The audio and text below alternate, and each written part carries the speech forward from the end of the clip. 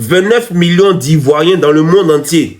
Et notre pensée, nous les 29 millions, doit se résumer à 3 personnes. C'est qu'on est maudit. C'est que, oh Benito, maintenant, si tu manges au restaurant, il faut nous dire. Parce que tes dernières sorties là, c'est oui, ça ne va pas en notre faveur, les gars. Écoutez, quand je parlais, et puis vous prenez mes vidéos pour partager sur les pages du PPACI, du PDCI et d'autres pages de l'opposition, vous n'avez jamais envoyé quoi que ce soit dans mon compte. Voilà. Moi là, je ne suis pas dans les partis politiques. Moi, je ne suis pas un cyberactiviste. Moi, je fais de la communication. Je parle des tas de la société ivoirienne.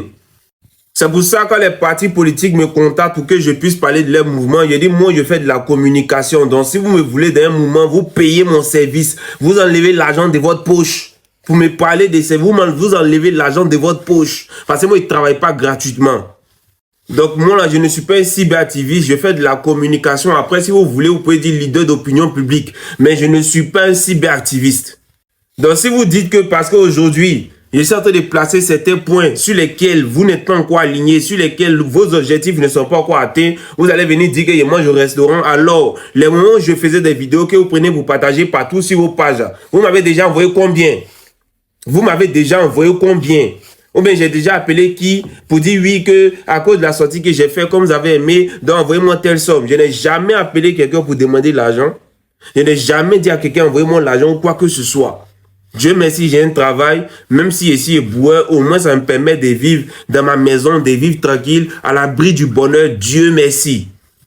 Parce que pour vous, dans la vie, il n'y a pas d'autre alternative. Si ce n'est pas Ado, c'est Gbagbo, c'est pas Gbagbo, c'est Bédié, c'est pas Bédié. Dans nos vies, là, ça doit tourner autour de vous. Nos grands frères, nos papas sont morts pour vous.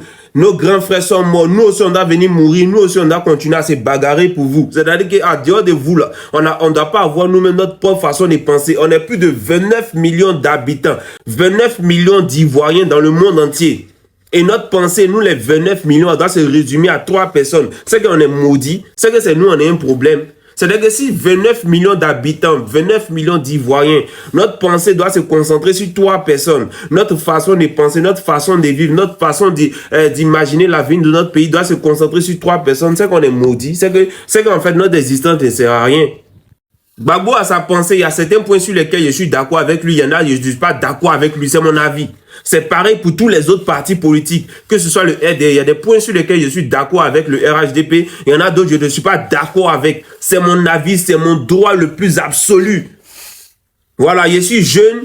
Voilà, je suis jeune, j'ai vécu la plupart des événements qui sont passés en Côte d'Ivoire. J'ai le droit d'avoir mon avis, d'être d'accord sur certains points et de ne pas être d'accord sur certains points. Il y a des points sur lesquels Gbagbo a raison vis-à-vis de Ouattara, mais vis-à-vis de nous les Ivoiriens, Gbagbo a beaucoup de comptes à nous rendre. Parce que la plupart des bobos qu'on a rencontrés, c'était de sa responsabilité. Donc arrêtez de nous embrouiller là.